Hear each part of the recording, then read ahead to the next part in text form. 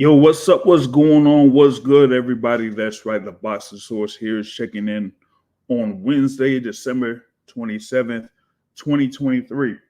And, yeah, usually, we do the thing for the midweek report on Wednesdays here live, on the Boxing Source YouTube channel. But, for this one, we're still, coming off of, what happened on Saturday over in Riyadh, Saudi Arabia. It seems like we, had, of course, a few things went down. We went through the whole Day of Reckoning card there that was in Saudi Arabia. We went through that on Sunday, and we had, conversation of sorts in reference to, some of the events that did happen there. Of course, the biggest topic of the day at the time was with the co-feature bout that took place in the heavyweight division between Deontay Wilder and Joseph Parker. And in that particular bout, you had Deontay Wilder, who was favored, pretty good. On the odds, he was, like minus 750, in some sports books.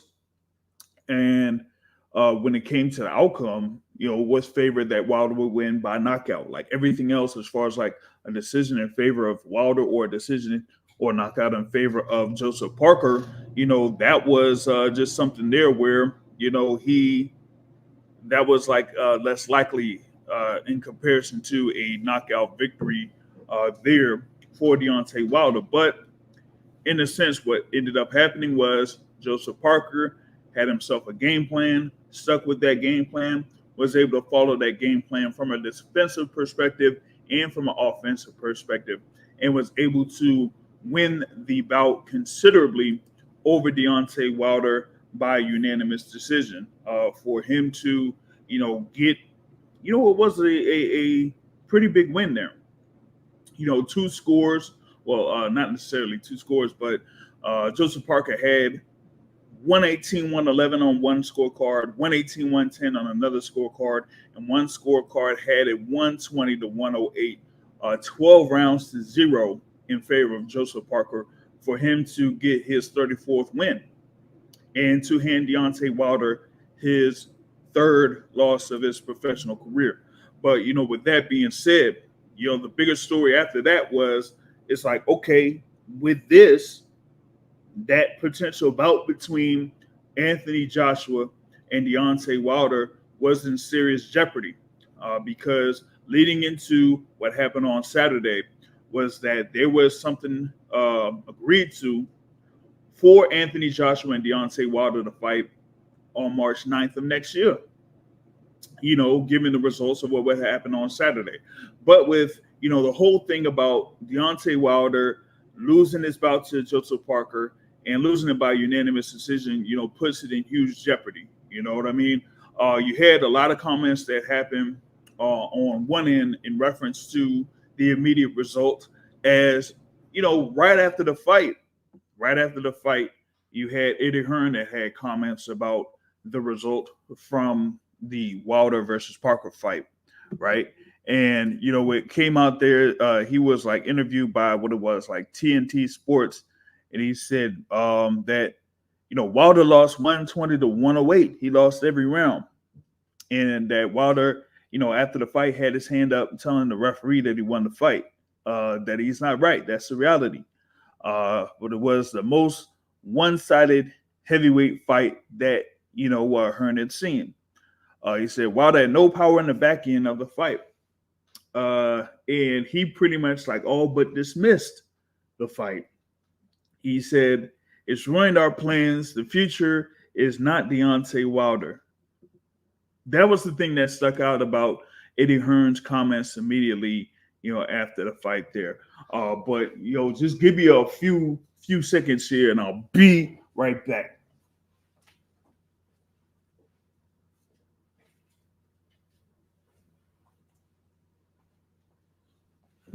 All right, check it. So you had the comments there from Eddie Hearn immediately after the fight, right? And that was, kind kind of surprising to me because you would have thought that he would have kind of still say there might be still some possibility that the fight could still happen. You know what I mean?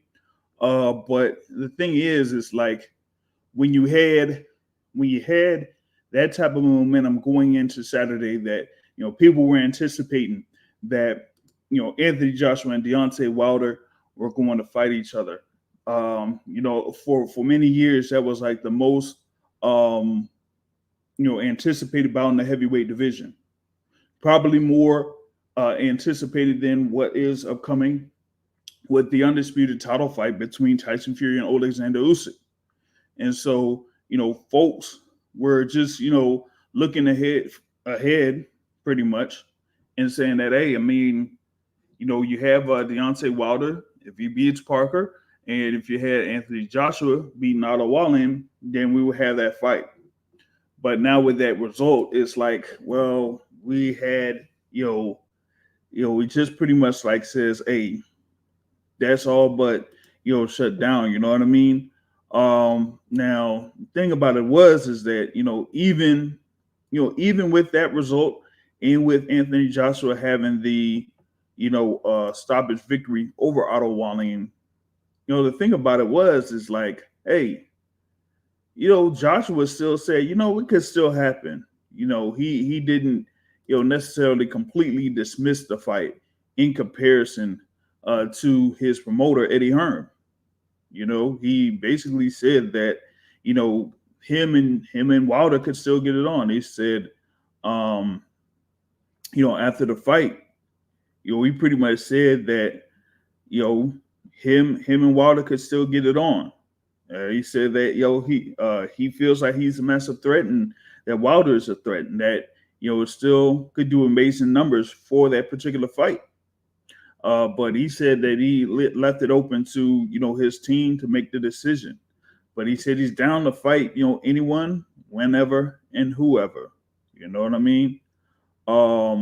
Now, yeah, there was like one thing where you had Deontay Wilder immediately after the decision took place that he, kind of like said that, hey, maybe, he could, say, hey, man, I got my money, I got the accolades, I did, what I needed to do up to this point, before this fight, he said that he accomplished a lot. So he said, man, maybe, that could be it. That maybe that could have been his last fight. But, afterwards, he was talking a lot and, we had, a lot of comments afterwards, particularly in his interview with 78 Sports TV, and, one of the things that stood out to me from that particular interview was, how Wilder reacted in reference to, like with Anthony Joshua and said that, Anthony Joshua was, quote unquote, happy about Wilder losing. And I'm going to see if I could get the audio on here from 78 Sports TV. Shout out to 78 Sports TV for this, fair use. And that, and see if we could be able to get the comments from Deontay Wilder in reference to how he feels that Joshua reacted after Wilder lost by decision to Joseph Parker. So let's see if I could have this thing pulled up here. Let's go. It was these rumors that came out before the Parker fight. Rumors that start circulating over the internet that you and Joshua have signed a 2-fight deal to face each other. What can you tell anybody, the people about? Is that deal still on the table, or is it official? What's going on with that? Man,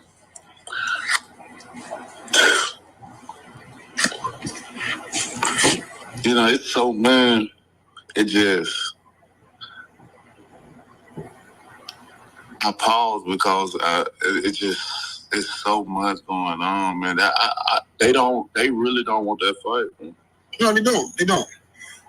They really don't want that fight. And when I lost, you see how happy he was coming out. Bro, I'm telling you, I almost chewed up, bro. I almost threw up, literally. I had acid reflux it like came up to my throat, man. I was so disgusted when I seen Eddie Hearn was so happy and excited. Oh my goodness! I ain't never seen somebody this happy to get out of a huge payday. So he like, oh yeah, I done laid him, man, yeah. And then Joshua come down to the ring. This man looked like he got rejuvenated. I mean, man, Christmas was today. Man, this man was so excited. He went back to the old Joshua immediately. I ain't lying. He might well thank me, boy. You so hit it on the head there, boy.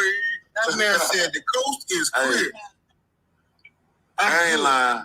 Now I can escape, bro. I saw it in the back. I swear to God, man, I bust out laughing in the back when I saw that. I said, that nigga happy as fuck. Everybody said, hell yeah. Yeah, happy. Man, boy, I made him be able to perform like shit. I ain't got to fight Wilder. Because the rumor was that he was talking about retiring if I won. So those were the words from Deontay Wilder while he was with 78 Sports TV. And you know, a couple of things like stand out in that. One, you know, for Wilder to say that Joshua was thinking about retiring if Wilder had won the fight against Joseph Parker. that to me kind of was pretty interesting. You know, given that, you know, Joshua, number one, had, you know, of course, has multiple options, you know, as a fighter. He still, you know, like I said, he would have had the Wilder fight. He would have had the winner of, you know, Fury versus Usyk. He would have had, you know, the thing there with, you know, Filip Hrgović, which, you know, was still in the cards because of the result, you know. But you had that, and then for him to, you know, Wilder to say that, hey, Joshua was, you know, really happy, you know, given that loss, and that, you know, he was, you know, coming out there jumping and skipping around, happy, you know, and everything like that to, you know, take care of business. Like, woo, I ain't gotta fight Wilder. Well, like I said, Joshua pretty much mentioned after the win against Wallin that he would still be open to that fight against Deontay Wilder. So I don't see where, you know, you could say that, hey, you know, Anthony Joshua doesn't want that fight.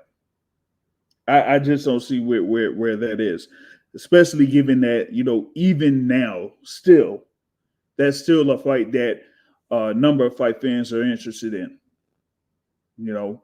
But with that being said, go to, you know, right what I was talking about here with this topic and the title of this topic.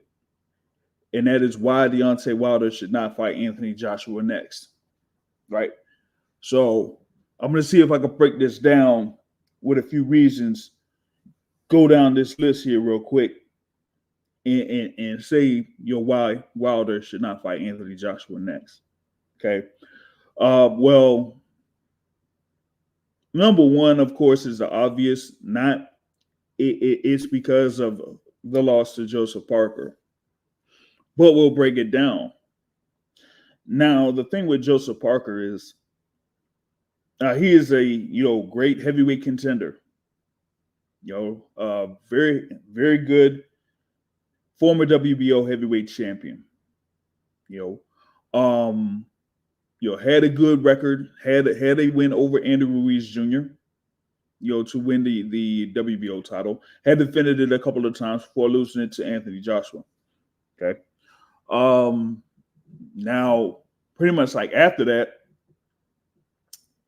he was, you know, trying to get himself back in the mix to become a heavyweight world title contender once again, you know. But with that being said, he's had, you know, a couple of close fights. He's had, you know, a couple of setbacks. One of those setbacks was in 2018 against Dylan White, right after he fought Anthony Joshua.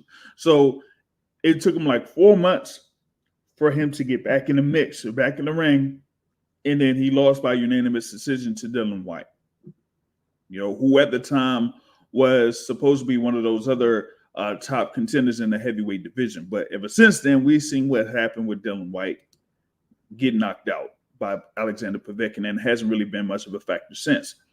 But with Joseph Parker, I mean, he's had, you know, a couple of fights, you know, a few fights after that against like Alexander Flores, Leopi, Shondell Winters, Junior Fa, and we've seen Junior Fa in that fight card on Saturday too.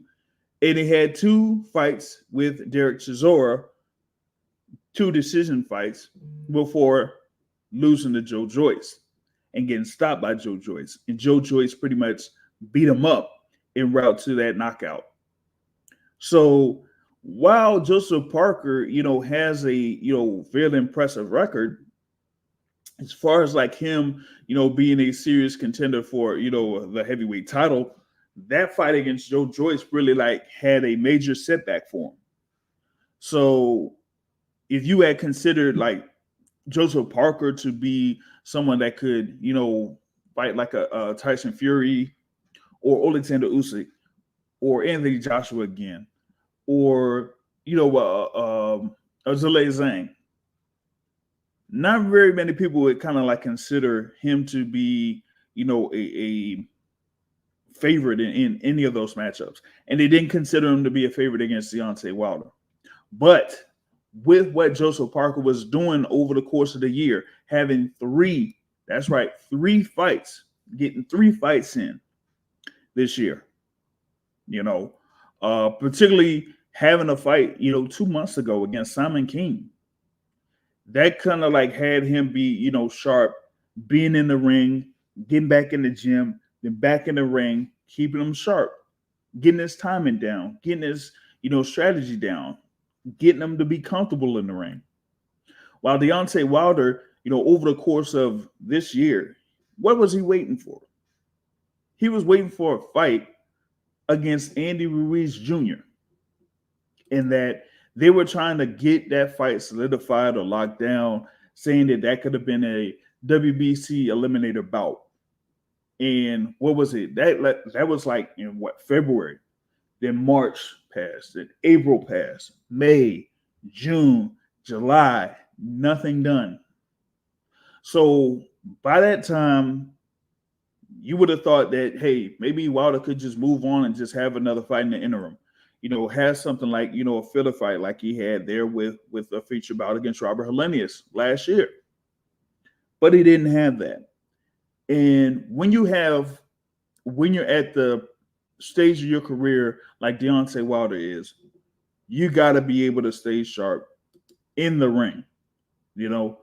Having extended layoffs don't necessarily work out too well.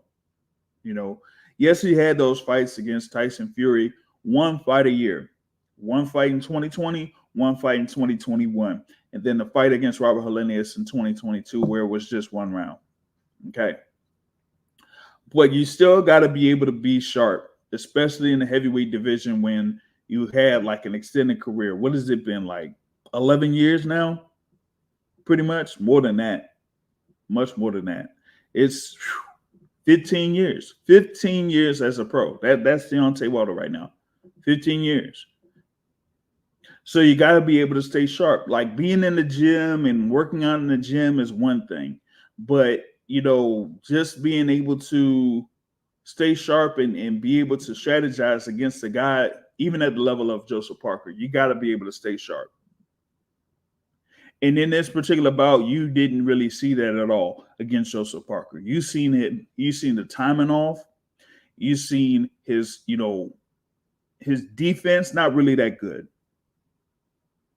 Not really having his hands up, to really catch the shots from Joseph Parker. And a lot of those shots, you could really see like Parker was doing a lot of the same thing over and over again.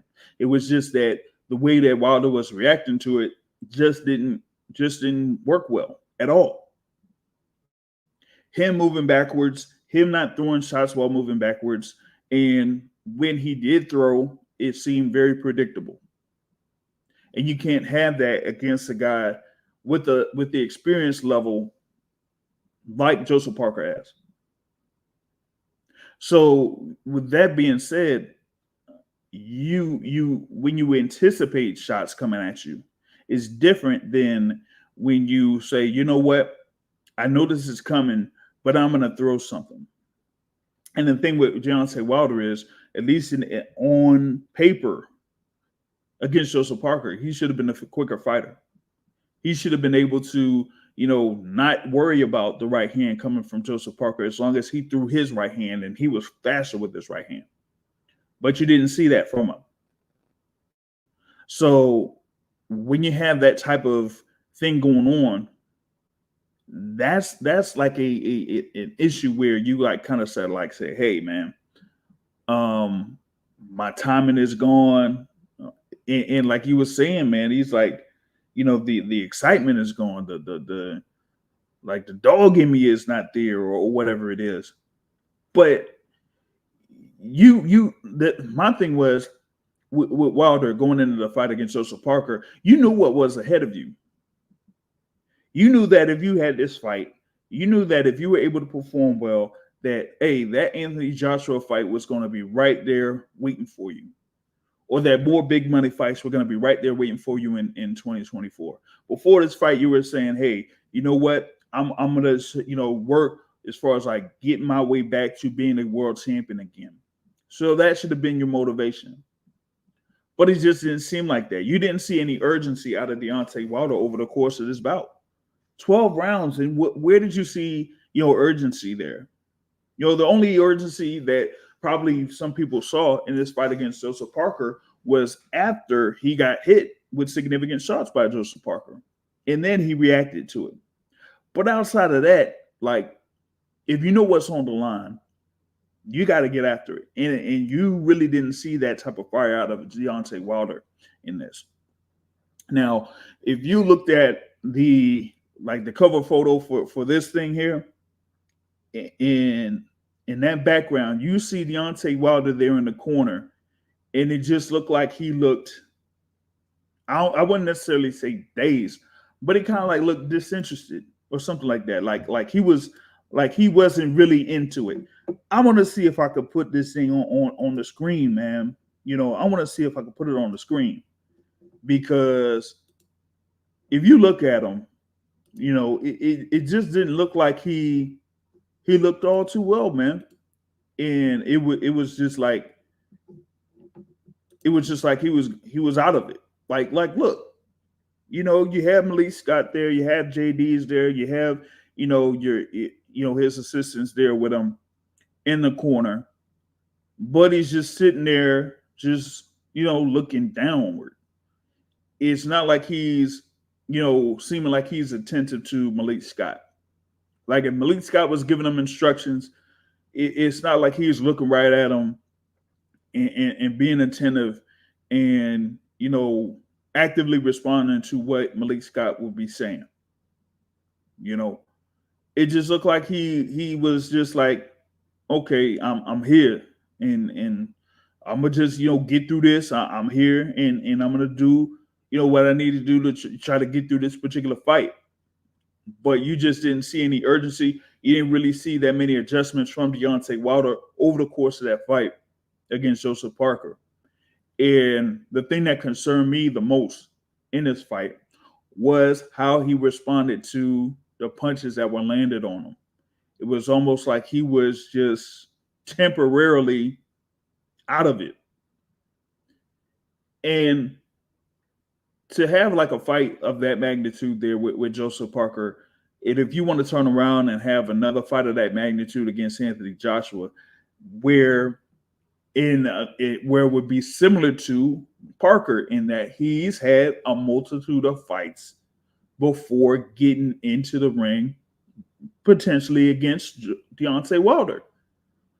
So he's going to be sharper. He's going to be more attentive. He's going to be looking at what you're doing and reacting to what you're doing in a faster method than you reacting to what he's doing.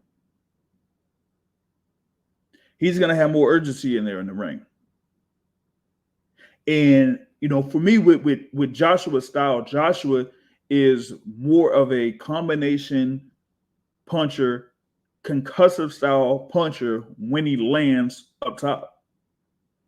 And he'll be able to work on you and wear you down and have you hurt, seriously hurt. It's not like with Deontay Wilder, when people talk about Deontay Wilder and his thing with his, knockout ratio.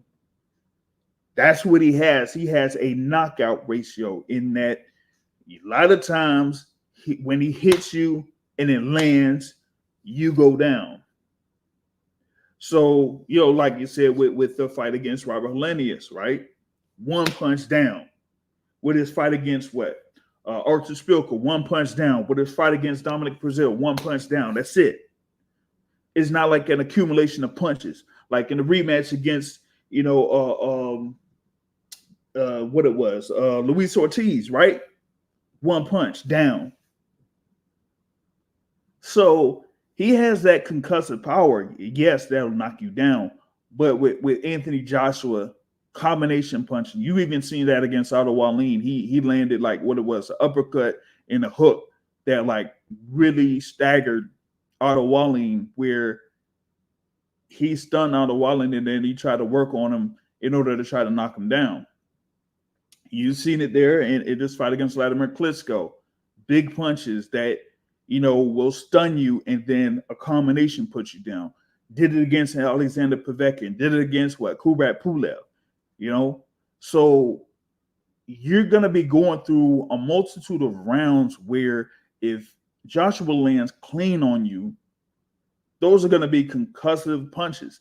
And the thing with Wilder is when he got knocked down by Tyson Fury, a number of those were from a series of punches, that wore him down. And now he would have that problem again with Anthony Joshua if they do face each other. So for Deontay Wilder, if he was going to jump right into a fight against Anthony Joshua next, that he would have to work on, staying sharp, being comfortable in what he's able to do, and be confident. And I didn't really see much confidence in Deontay Wilder in the fight against Joseph Parker. Really didn't see that much. And you can't have that against a guy like Anthony Joshua, who, has had these few fights against Jermaine Franklin, against Robert Helenius, against Otto Wallin, where he's building his confidence. And now he's going to really have that type of confidence going in there in a potential fight here against Wilder. And if Wilder is not sharp, if Wilder is not, active, if he doesn't, see what's coming, and we've seen even in this fight with Joshua, he's getting that counter-punching ability back. He's timing his opponent. When his opponent's throwing that jab, he's seeing what openings are there. And you can't have, something where you could throw a lazy jab, or have your hands down. You've seen Wilder with his hands down a lot in this fight against Joseph Parker. He was like tired early.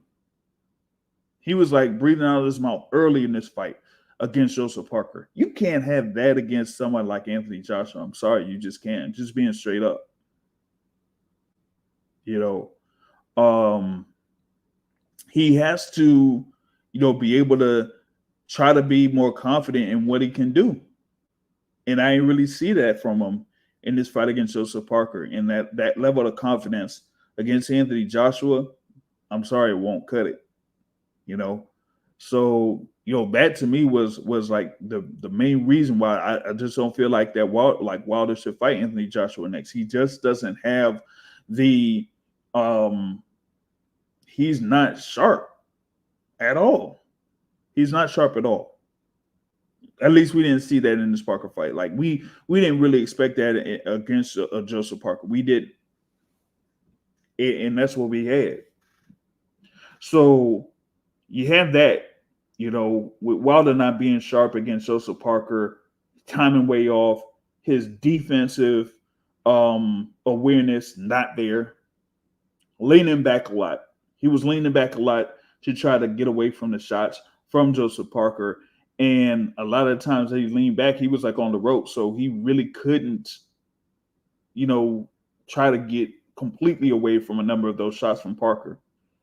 He can't have that against a guy like taller that, to me, I feel like is more comfortable in fighting taller fighters than Anthony Joshua. I don't think he likes fighting shorter fighters, like guys that are 6'4", 6'3", that can move around.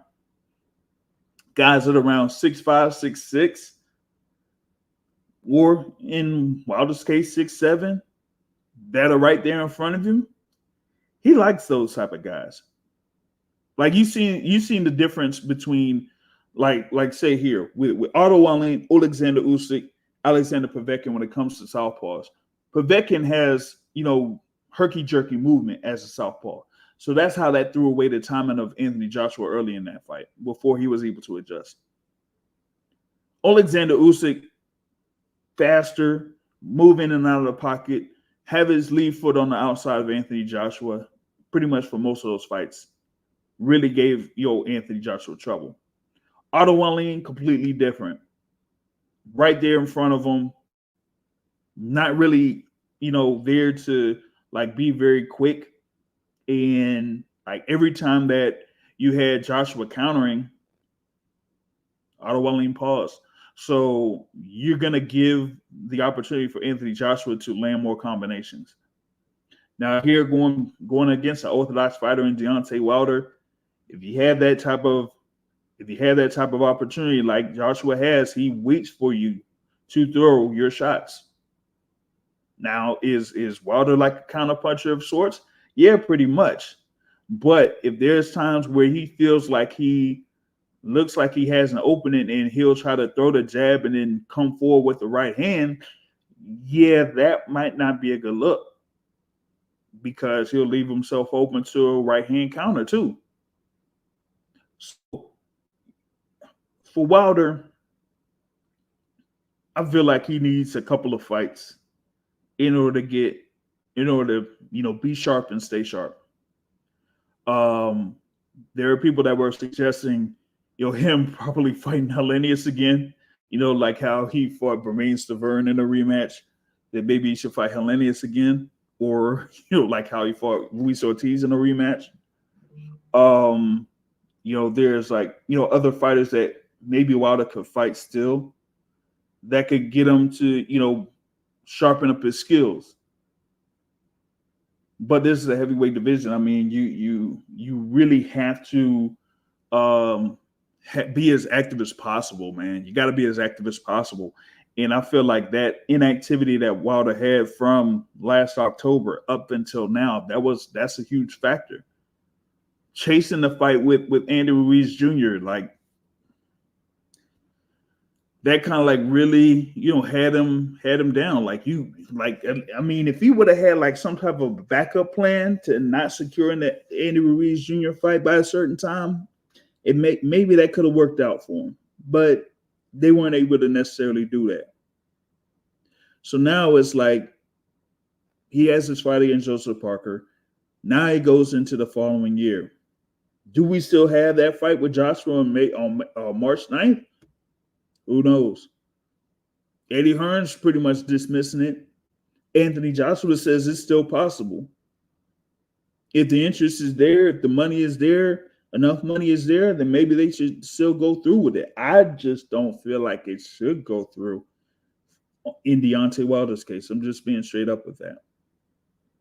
I think he needs a couple more fights. Remember, you had the whole thing with Wilder and Fury. What was that? In 2018, December 2018, whatnot. And that he, Fury said, hey, I'm going to have a couple of fights. You know what it was? You know what it is? And, with Fury having a couple of fights that, made him a little bit more sharper and had him prepared for that fight, the second fight against Deontay Wilder. Maybe Deontay Wilder needs, a couple of fights to, get himself sharp and be prepared to, potentially fight these top contenders in the heavyweight division again. I know that, some people are feeling like Malik Scott might not be the guy, might not be the match for Deontay Wilder. Well, I mean, we had Mark Breland, and Mark Breland had the frame and the length when he was fighting is similar to what Deontay Wilder is now. It gave him that type of style that Wilder could use in order to be, a force in the heavyweight division, for as long as he was able to be a force, Chip Bayless, shout out to Chip Bayless here, jumping in, says, call Teddy Atlas. Oh, man, I don't know, man. I don't know if Teddy Atlas will give him a fireman speech like he gave Tim Bradley or whatnot, so who knows? Heyman, I mean, we'll see what happens with the Amazon Prime deal, but yeah, I mean, like I said, man, you gotta have something there for Deontay Wilder to change things up because like I said with this photo, man, this photo to me like says a lot. I don't know what round it was. I'm not sure what round it was, but it kind of like looked like he was like in round, I don't know, 7 or 8 or 9, and it just seemed like he wasn't completely into the fight. It just seemed like he wasn't really interested. He wasn't completely into the fight.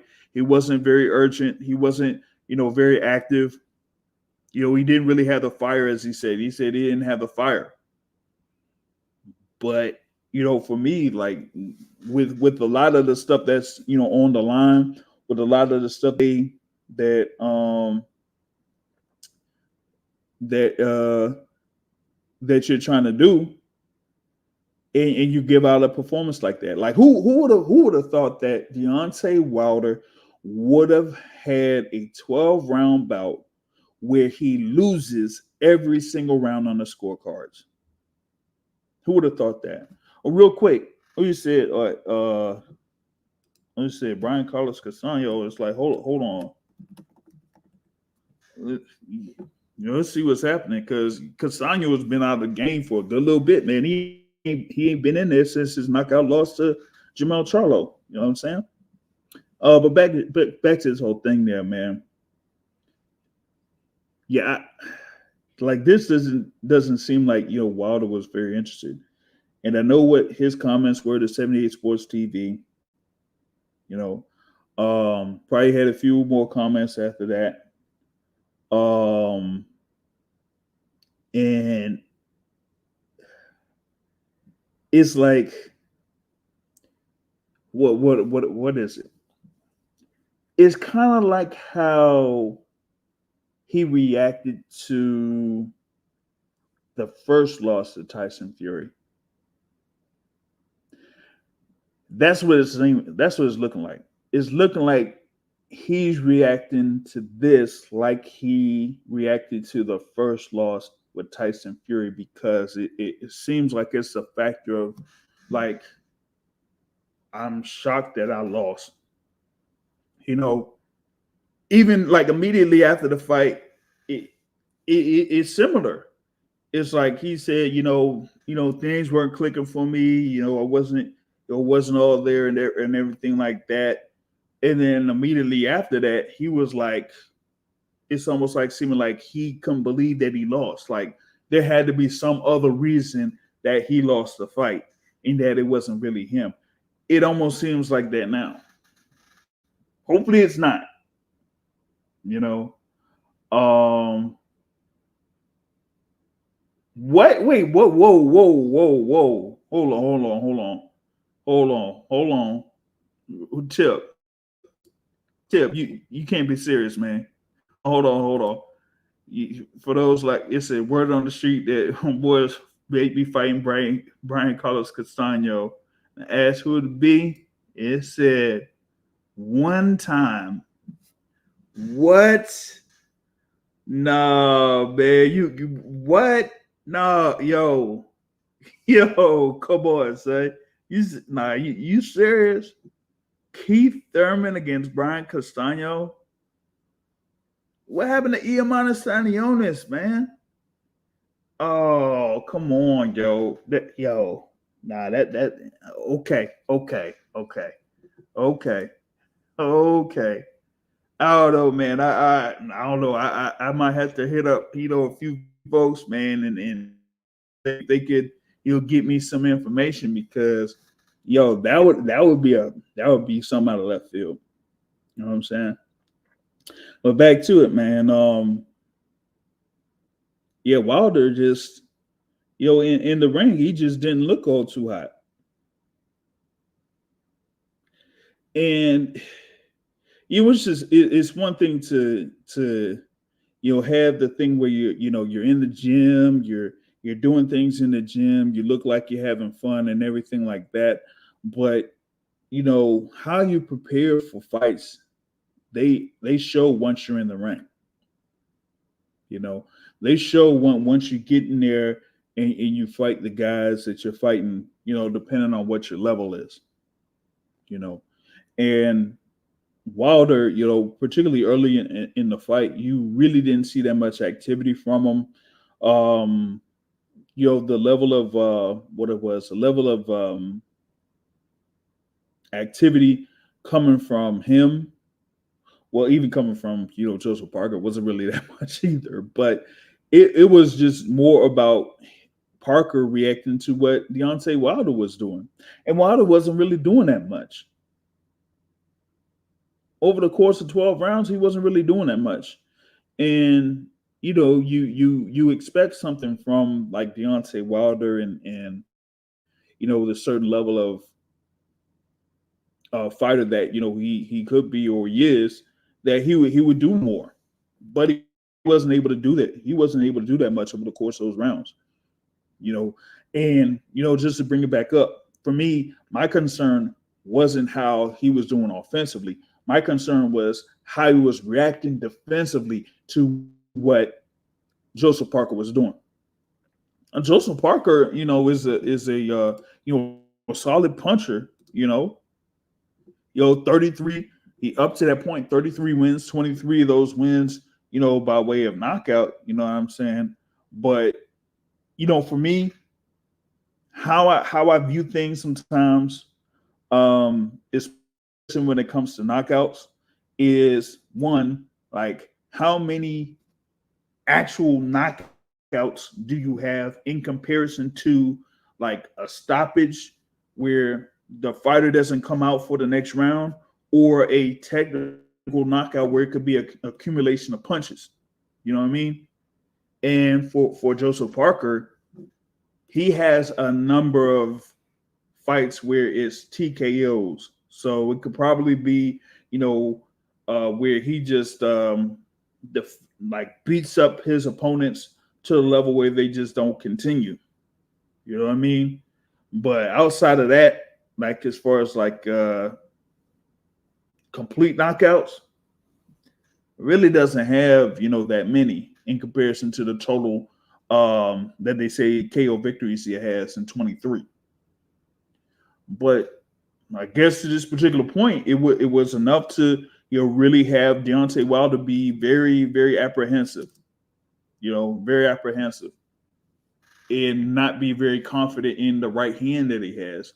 That was the thing with Deontay Wilder. He was just, a lot of times he was relying on his right hand. A number of people were saying, and it was showing, that Wilder was losing, a number of the fights that, he was having, a number of the notable fights that he had.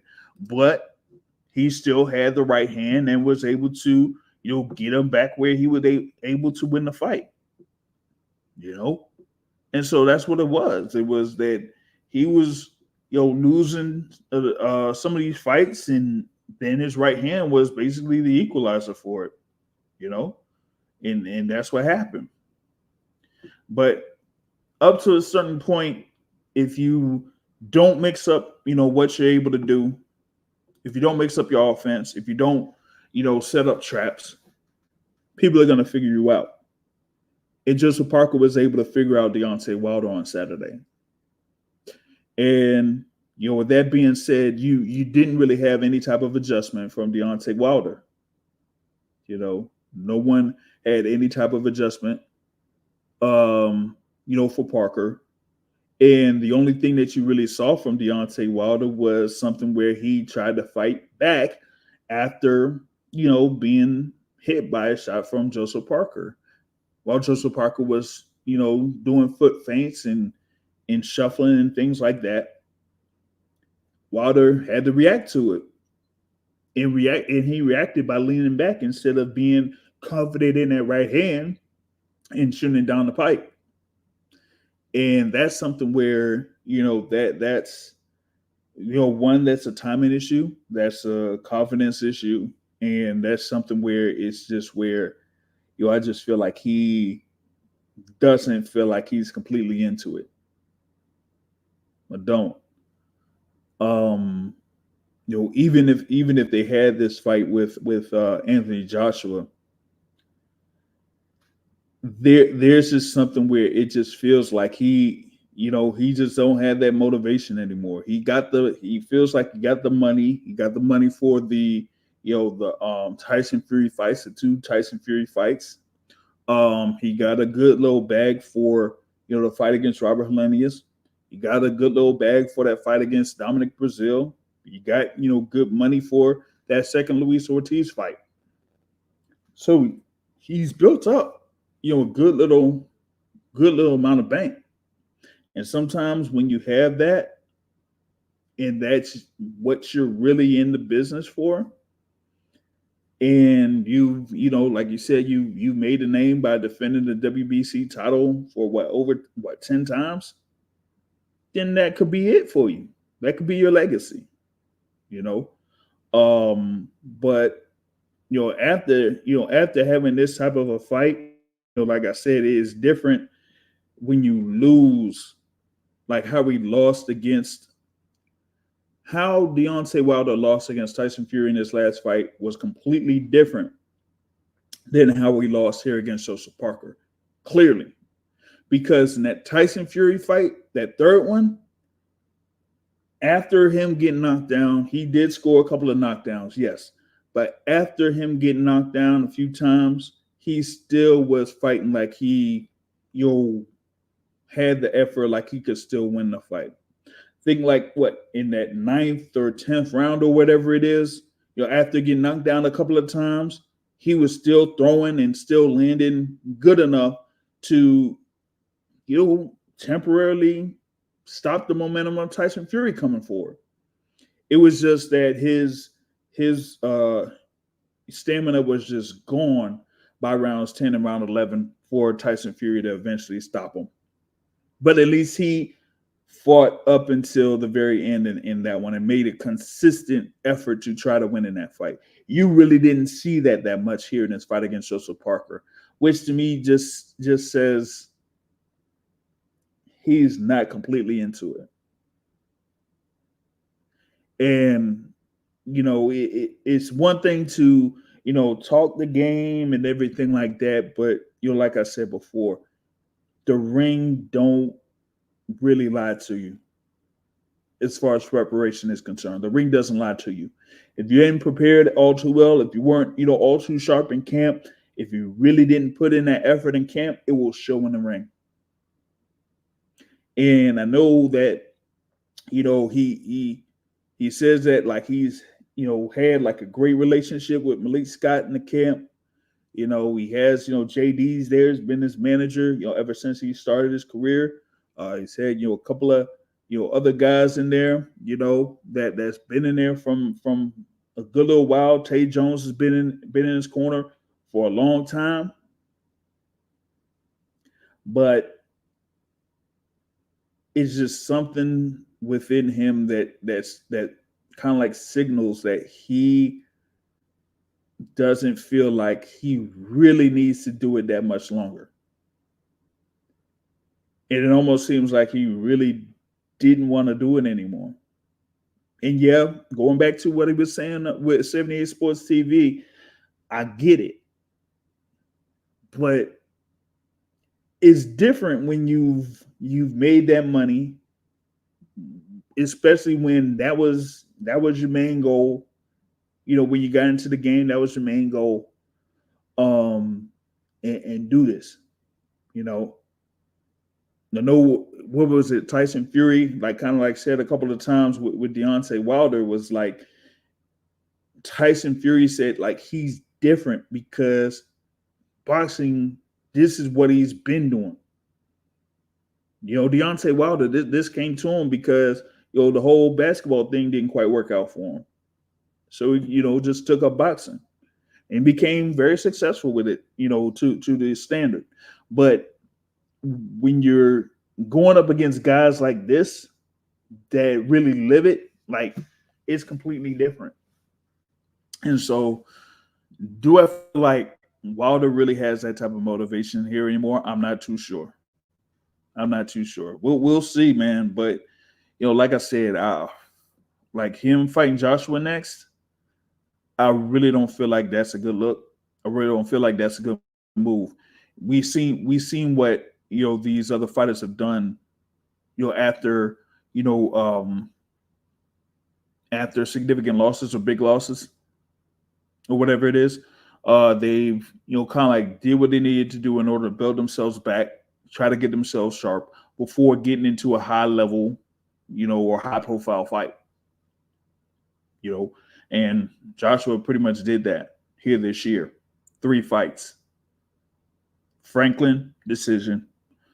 Hellenius, knockout. Wallen, knockout. TKO. And, Wilder just didn't get that opportunity. I feel like he should have that opportunity before, getting into another high profile or a high level fight. Really do. But it just remains to be seen if that's going to actually happen. And if he doesn't, do something or try to get in the ring against a lower level opponent. I mean, we had like a good amount of opponents that kind of like stood out in that card. Yeah, Agit Kabio with a big win over Arsenbek Makhmudov. You had, of course, Daniel Dubois beat Jarrell Miller. You had that. Philip Hergovich just walked right through Mark Demori. That wasn't nothing. Frank Sanchez pretty much walked through Junior Fa. So hey, why not try to get in a bout with maybe a Junior Fa, I guess, or I don't know, Jarrell Miller. That could probably be the fight. Jarrell Miller sells a great fight. He sells it like nothing else. But if you could have a shot to like really get back into it or get yourself sharp and get some work in, he could fight Jarrell Miller. Or like I said, I mean, he could fight I don't know, man. Frank Sanchez, maybe. But that's the thing. Frank Sanchez is on the way up. He's going to be hungry. He's going to be out there to get it. He'll probably be hungry, just about as hungry as Joseph Parker is. So would that be a good matchup for Deontay Wilder at this point? Especially with what Frank Sanchez, being like a southpaw or something like that? Yeah. Frank Sanchez, no, he's orthodox. So you can probably face someone like Frank Sanchez. That would be, be a good measuring stick there for Deontay Wilder. Fighting Frank Sanchez. Yeah, you lose to Joseph Parker, but Frank Sanchez is there, man. Would that be a good enough bout, for you to kind of like measure where you're at this point of your professional career? But like I said, man, 15 years as a pro, that's a long time, my guy. 15 years. That's a lot. I think that's the huge factor there. Being in the game 15 years, I'll say a lot.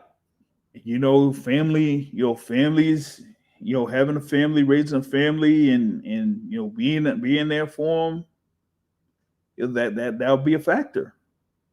But for me, man, I think with Wilder, like I said, being a former world champion, former WBC champion,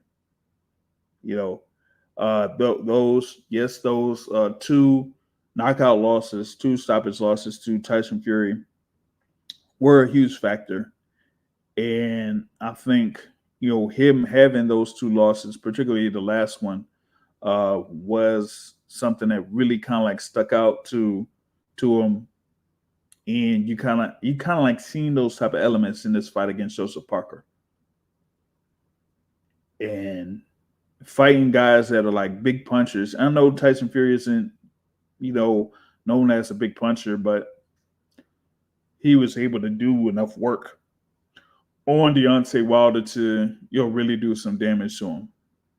And this fight against Joseph Parker did some damage to Deontay Wilder. You know, and a fight against Anthony Joshua, yeah, that would do the same thing. You know, so with that being said, man, I'm not all too sure if Deontay Wilder should have that fight against Joshua. If they were saying that they would have that fight happen on March 9th, I don't think it should happen on March 9th. If Deontay Wilder wants to continue his career, go ahead and have a couple more fights if you're able to do so, and then get your mojo back. Get your mojo back. But, and I think this is kind of like something that has been mentioned in the past. Will the money be attractive enough for Deontay Wilder to get off the bed and have another fight? If it's not Anthony Joshua, or if it's not someone like a Alexander Usyk, or maybe even like if they have like the money for it, Zhilei Zhang, maybe, would that be enough for him to get out of bed? I don't know. So that's going to be another factor there.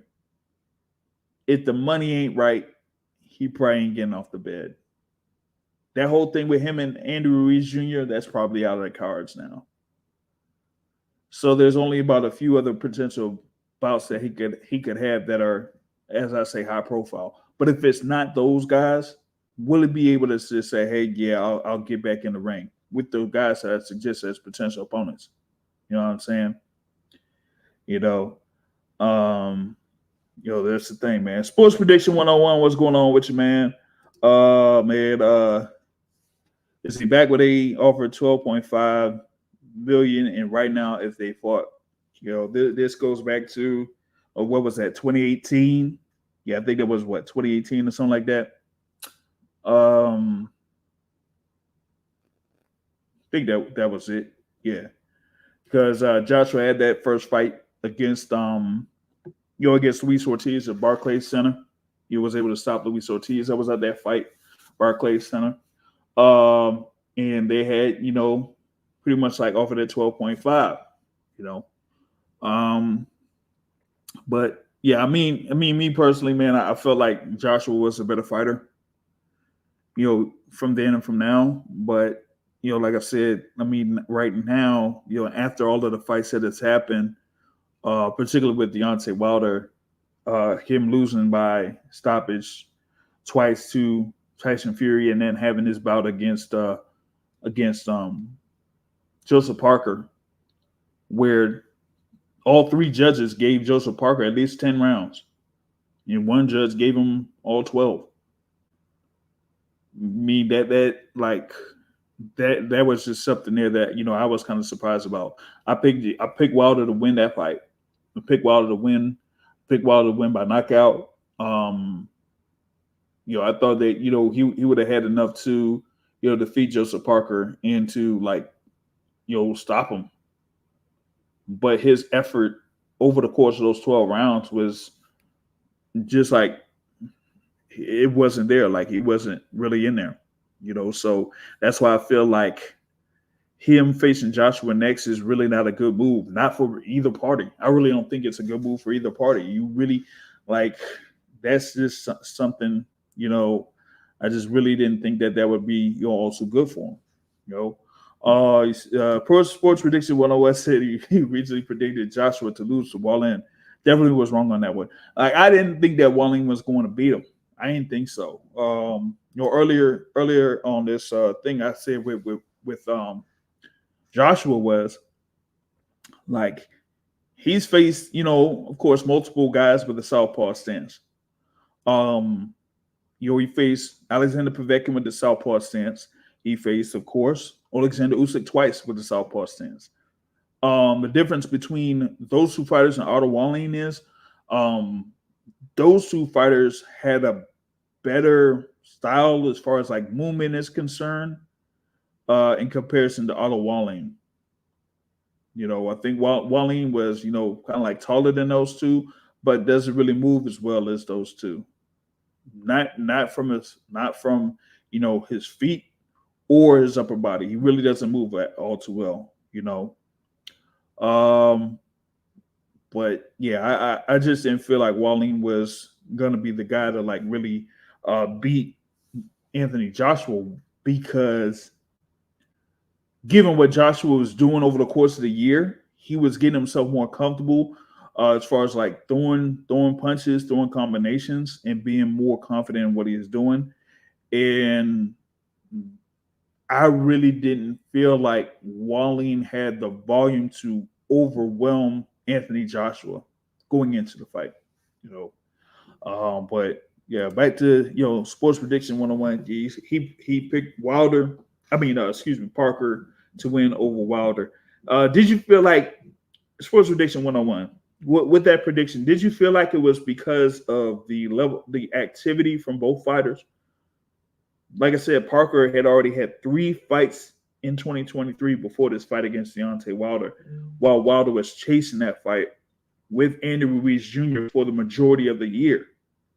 I think it was, I don't know if it was like August or September or something like that, where like Wilder had an extended interview with KO Artist Sports, and he was talking, at length about, that fight not happening, you know, and how that was, kind of like, I think that was, kind of a factor because, for me, man, at least going into it, I would have thought that would have been a good fight between those two.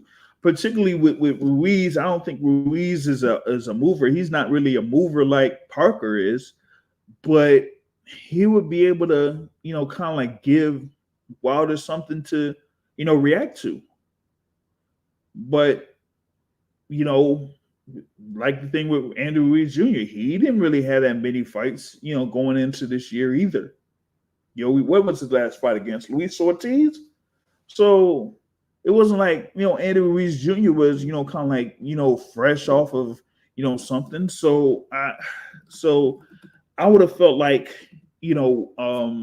Wilder facing Ruiz would have probably been, better off for him, given that both of those guys hadn't fought in 2023 up to that point, but yeah, going up against someone like Joseph Parker, man, like he being fresher, or as far as like being in the ring and having these fights, over and over and over, that gives you, that type of camaraderie that you have with Andy Lee, who was Parker's main trainer. You had that familiarity with Andy Lee, all those other guys in your camp. You're working with, Tyson Fury, a guy that's height and length. Those are factors, Uh, he says layoff can hurt a fighter. Yeah, that's true. But you've always seen Parker, Joshua, Klitschko all beating Wilder had he fought any of them. Unless he proved you wrong. Interesting. Because, I've seen like, a number of people say that like Wilder would have beaten all 3 of them at a certain point. I just felt like he wouldn't have beaten Joshua. The Klitschko thing, I'm not all too sure. Just depending on what level or when they fought.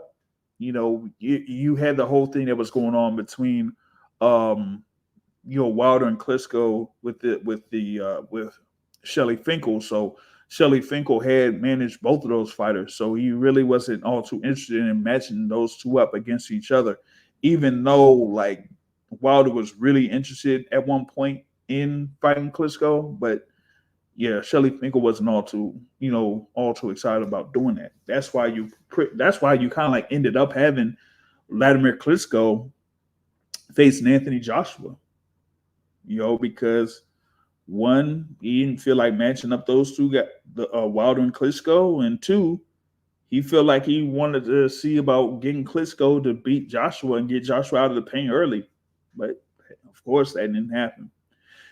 So we'll never know. We'll never know a reference to the whole thing with Wilder and Klitschko And like I said, with this thing with Anthony Joshua, like I'll give it like a couple of months, at least by what, mid-January or something like that. That we'll see if they go forward with that fight. I know that Saudi Arabia with the Riyadh season, they're kind of like invested in bringing those heavyweight bouts over there. You know, with Wilder, in a sense, there was like a report about him signing with Skill Challenge Promotions, which was like kind of like affiliated with what was going on in Saudi Arabia. So that's likely why you had Wilder fighting in this fight card, But with that being said, I just don't, feel like he's completely, in the groove or in a gear to fighting full time. I think, after him getting that money and everything like that,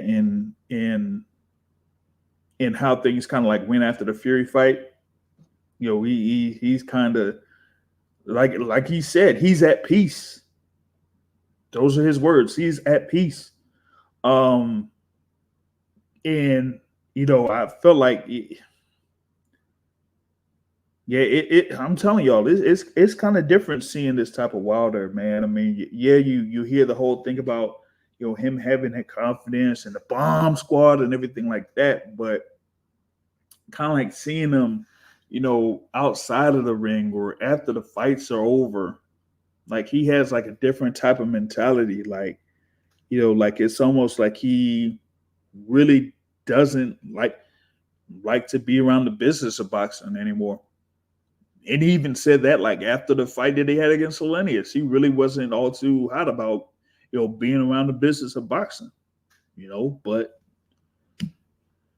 still having this type of fight against Anthony Joshua, that's as some people may say, still probably the biggest fight there in the heavyweight division. I mean, it's still out there, but it just remains to be seen if it actually happens. I just don't feel like it should be next.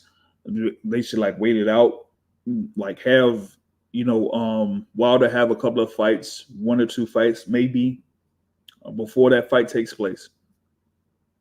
Have Deontay Wilder like fight a couple of other heavyweights before the fight against Joshua takes place.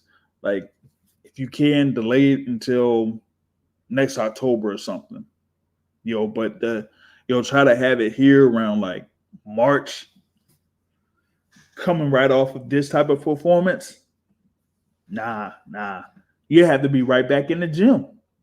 You'd have to be right back in the gym after the performance that he had here against Joseph Parker, to pretty much prepare for a fight against Anthony Joshua. Like,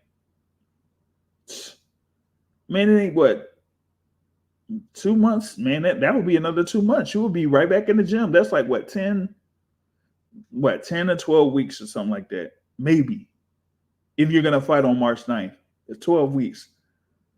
Yeah, I don't know, man.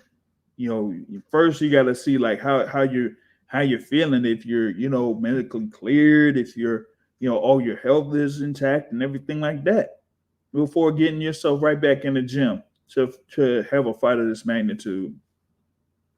But yeah, I'm just not all too sure, man. Like, for those that are, listening live, if y'all feel like Wilder should fight Joshua next, or should he, have like a couple of fights or at least one fight, in the interim to, get his, sharpness back, or, get his mojo back, or, have him be motivated, or I don't know, get the fire back, or whatever it is, like he was saying. Because I just didn't see it. And it's like I said before, it's one thing to talk it, but to show it is completely a whole nother story. And you didn't see any of that in this fight against Joseph Parker. None of that. Just being straight up, none of that. Like, it's either in you or it's not. Sometimes, I feel like it's either in you or it's not. And looking at that performance, where did you see the fire in Deontay Wilder? Where did you see the urgency in Deontay Wilder when you knew that he was clearly down in the fight? Where did you see the urgency?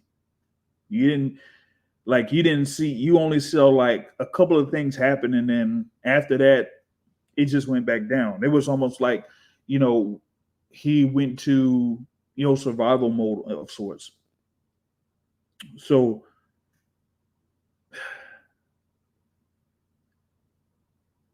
yeah, it's really tough, man. Really tough to see where Wilder would be at this point. But we'll see what happens. But as of right now, man, I'm not all too sure. But with that being said, that's this midweek report. Big ups for everybody that's joining in live. Shout out to everyone that's going to be watching the replay. You can hit us up with a comment. You can hit the like button. We appreciate the support here on the Boxing Source. We're going to have another video coming up here on the channel reference to another topic in the boxing world when it comes to the quote-unquote fighter of the year discussion or the pound for pound number one discussion. And it deals with, of course, just two boxers. But other than that, we'll have more here on the Boxing Source. Hopefully on Saturday afternoon or Saturday evening, I'll be posting up an interview with the heavyweight contender, the WBO interim champion, Zhilei Zhang. So scheduled to talk with Zhilei Zhang on Saturday. If all goes well, we'll have that being posted on the Boxing Source channel here later on in the day, and y'all be able to enjoy that. But until then, I will catch y'all later. Peace out.